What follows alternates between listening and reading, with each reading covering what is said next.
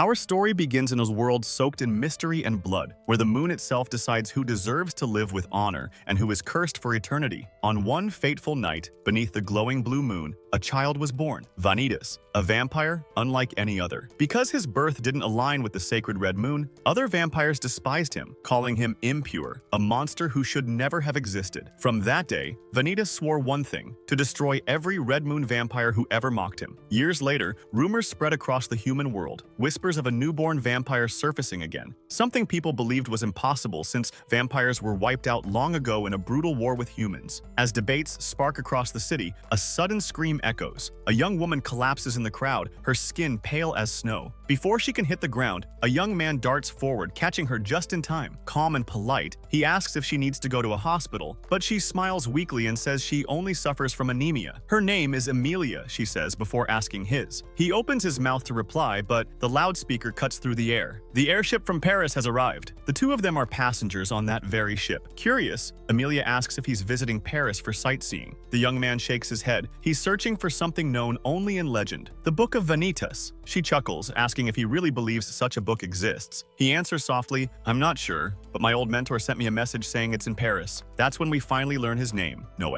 But before their conversation can continue, Amelia suddenly collapses again. Her eyes flash crimson, veins crawling up her neck. Noe freezes. "Are you a vampire?" he whispers. But before he gets an answer, the airship's window shatters violently, and a shadowy figure lunges inside, aiming straight for her. In one swift move, Noe pulls her aside, shielding her from the blow. The masked attacker growls that he doesn't want to hurt Noe, he only wants the girl. He threatens to kill him if he interferes, but Noe refuses, his fists clenching. The attacker charges, but Noe moves faster, dodging, countering, and slamming the man to the ground with superhuman strength. With Amelia in his arms, he escapes into the corridor, but that's when he sees it, his own reflection, his glowing eyes. Noe is a vampire too. Suddenly, Amelia loses control. Her fangs sharpen, her body trembling as she tries to bite him. Her thirst explodes into madness and she starts attacking humans nearby. Noe holds her back, shouting for her to fight the curse, to resist the bloodlust. Just as she lunges again, another figure crashes through the window, the same attacker from before. But this time, he isn't here to kill. In a flash, he pins Amelia down and chants a strange incantation, light bursting from his hands. The madness fades, and her body falls limp.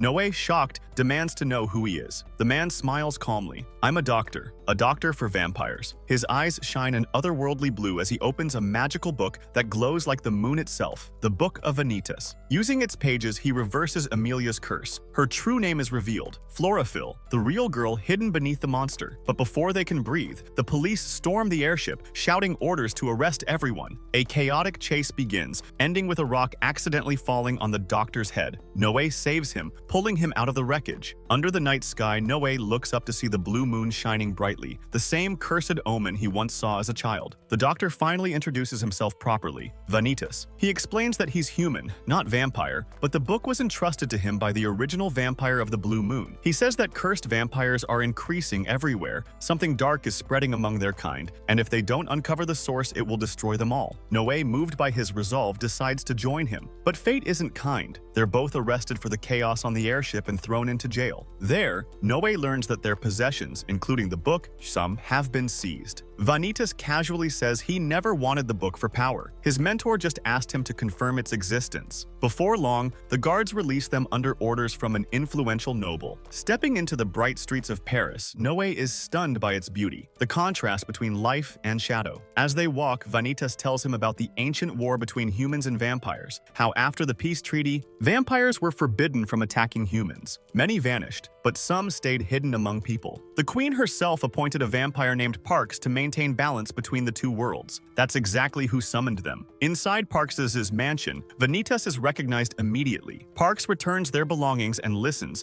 as Vanitas requests the book and Amelia's release. But Parks shakes his head. All cursed vampires must be executed. Noe steps forward, his voice firm. "She's healed. The book cured her." Parks insists the book itself could be cursed, but Vanitas says he's not a threat. He's saving their kind. The tension grows until Noe snaps. Memories of a friend executed for the the same curse flashing before his eyes. He smashes Parks' desk, shouting that the real enemy is the one spreading the curse. Vanitas agrees, declaring they'll find the cursed source and cure it before anyone else dies. Parks reluctantly gives them one day to prove themselves. Outside, Vanitas meets his informant Dante, who brings news of a vampire who killed 9 people. Without hesitation, they track him down and find him mid-attack. Noe jumps in to stop him, while Vanitas raises the book, unleashing a seal meant to save the cursed soul. But before the spell completes, 2 powerful vampires suddenly descend from the rooftops, Luca and Jean. Luca points at the book and declares it's the reason the curse spreads. Jean's blade glows red as she warns that destroying the book will end every curse forever. Vanitas steps forward, his voice calm but firm. You're wrong. I'm not the one damning vampires. I'm the one saving them. The tension explodes as Jean and Luca prepare to strike, their power radiating like wildfire, while Vanitas and Noe stand their ground beneath the burning blue moon. 2 outcasts, 1 human, 1 vampire, ready to fight not for glory, but to save the very world that hates them both. The battle raged under the blood-stained moon as Vanitas and Noe barely escaped the blazing fury of Jean, the so-called Witch of Fire. While they hid among the ruins, Vanitas told Noe about the war days, when 1,000 vampires allied with humans, only to be slaughtered by a single vampire. That same executioner was Jean herself, wielder of the infernal Gunti, feared across both races. Moments later, Jean found them again. Flames burst from her blade as she attacked to seize the Book of Vanitas. Noe fought her fiercely, dodging her fiery strikes, but her strength was overwhelming. Still, through sheer will, the 2 managed to flee. Gasping for breath, Vanitas explained that the book could either curse or cure a vampire. It all depended on who used it. Soon Jean cornered them again, threatening to kill Vanitas unless he handed over the book. Vanitas smiled fearlessly, teasing her. If she truly meant to kill him, why hadn't she done it yet? He guessed right. She was following orders from her master, Luca. Smirking, he mocked how a legendary warrior like her, who once killed 1,000 vampires, now took commands from a child. He declared that though human, he carried the blue moon blood, a trace of the vampire who had once drunk his own blood and gifted him power. I may be human, he said, but I possess the strength of the Blue Clan. Jean hesitated as Vanitas suddenly flared with radiant blue energy, showing off his supposed might. But it was all a trap. While she focused on him, the cursed vampire they'd been chasing returned and struck her down. Vanitas used the chance to prove his point. Kneeling beside the creature, he opened the book and recited a spell that reversed the curse before her eyes. The monster's screams faded into peace as his body returned to normal. Vanitas turned to Jean, saying coldly, "Now you see, it heals, not destroys." Just then, he realized that he was supposed to perform this demonstration for Parks, but too late. Parks's servants had witnessed everything and rushed off, saying they would report that Vanitas truly cured a cursed vampire. Jean staggered to her feet, badly wounded, and lunged again. But Noe appeared from the shadows, holding Luca hostage. Vanitas warned her, if she didn't stop, Luca would die. Trembling with rage, Jean dropped her weapon and surrendered,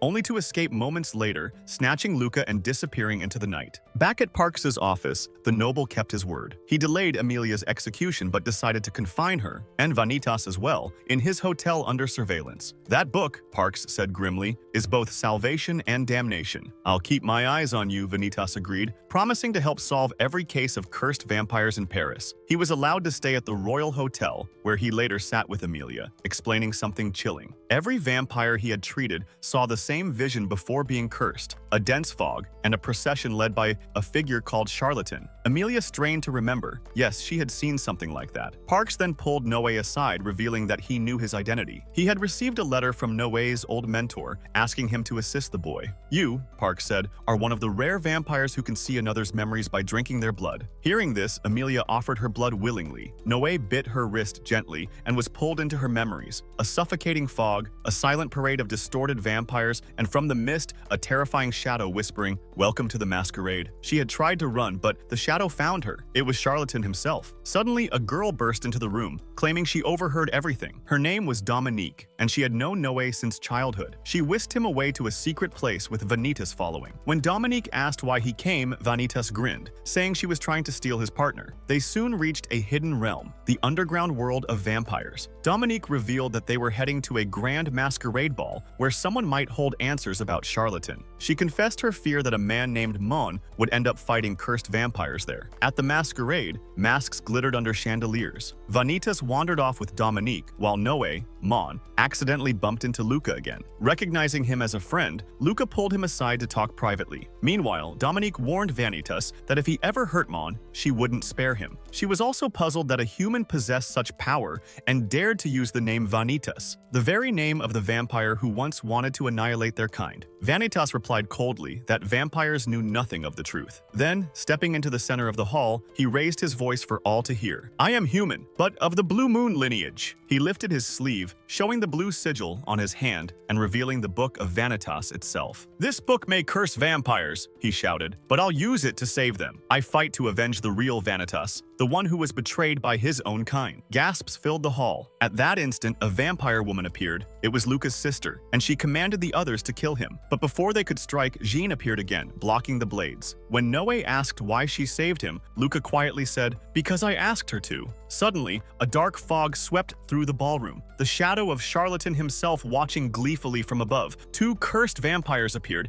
their eyes empty, and lunged at Mon and Luca. Mon fought desperately while Jean, trembling, realized she too bore the curse. Vanitas rushed to her side, urging her to drink his blood to suppress it. "If I drink, I might kill you," she warned. He smiled softly. "I don't care. I just don't want you to lose yourself, because I love you." Unable to resist, Jean bit deep, drinking until his body went weak, barely stopping before death. Meanwhile, the fog thickened. Charlatan revealed his true form and attacked. Mon charged at him, but his strikes passed through smoke. The shadow laughed darkly, calling Mon by a forgotten name. "I've seen you before," he hissed, through another cursed vampire, Louis. And in that instant, Mon's memories flooded back. Louis, his childhood friend, and Dominique's brother, smiling beneath the blue moon. He remembered their days in the village, when they played together and befriended the other children. Louis had always been sickly and sent to live with his grandfather, and Dominique had always feared the blue moon that Mon found so beautiful. Then came the day when Louis's sickness revealed itself. It was the curse. He was born marked by it. They once tried to save another cursed friend named Mina from execution, but she turned wild, attacking them. Louis had saved them, but was bitten, transforming into a beast himself. Screams echoed through the night as he lost control, killing two of their friends. When he turned on Monday, Mon begged him to stop, but Louis's eyes were gone, replaced by pure crimson hunger. The night Louis begged for death was the night everything changed. Tears glimmered in his crimson eyes as he told Mon there was no cure for his curse, that soon the others would come to kill him. Mon trembled, refusing to end his friend's life. But before he could decide, Louis attacked, his instincts overpowering his words. In a flash of chaos, Mon's mentor arrived, Louis's own grandfather, and with a heavy heart, struck him down. The sound of Louis's body collapsing echoed through Mon's soul like thunder. Time snapped back to the present. Charlatan's shadow loomed over Mon, ready to consume him. But Vanitas burst in, blue light flaring from the book as he pulled Mon to safety. The four, Mon, Vanitas, Jean, and Luca, stood together beneath the swirling mist. Charlatan hissed a command, unleashing every cursed vampire nearby. The sky turned red as dozens of them attacked, but the four heroes fought back fiercely, their coordination perfect, their will unbreakable. Jean's flames roared, Luca's barriers shimmered, Vanitas cast seal after seal, and Mon tore through the mist with unrelenting strength. In moments, the army of cursed vampires lay defeated. When the smoke cleared, Amelia appeared, asking if Mon was all right. Confused, she wondered why all the cursed vampires attacked at once. Vanitas explained that if many cursed ones gather and hear a certain tone, like a melody of despair, they fall under Charlatan's control and attack in unison. Just then Dominique arrived, calling Vanitas to help more victims. Together they raced through the burning city, freeing one cursed soul after another. But when they reached the final victim, a vampire named Catherine, they realized her curse was too far gone. With pain in his eyes, Vanitas raised the book and ended her suffering before she could harm anyone else. Before he could breathe, Veronica appeared, Luca's sister, her fury unmatched. She launched at Mon and Vanitas, determined to kill them for meddling. But in the final moment, a commanding voice echoed, "Stop." The air froze. Ruthven, a noble vampire and the queen's advisor, stepped forward. He was Luca's uncle and the true host of the masquerade. Calm, yet terrifying, he ordered Veronica to stand down and declared he would protect Mon and Vanitas. Exhausted, Mon collapsed. When he awoke, he found himself resting in a room of the mansion. Curious, he searched for Vanitas and found him sitting alone atop a tall tower, gazing at the dawn. Mon climbed up and asked quietly, "Why did you say you wanted revenge on the original Vanitas?" Vanitas smiled faintly. "That was a lie. I said it so vampires would listen to me." But Mon wasn't convinced. "You're hiding something," he said. The air grew tense as they argued, yet in the end, Mon promised he'd still help Vanitas save the vampires.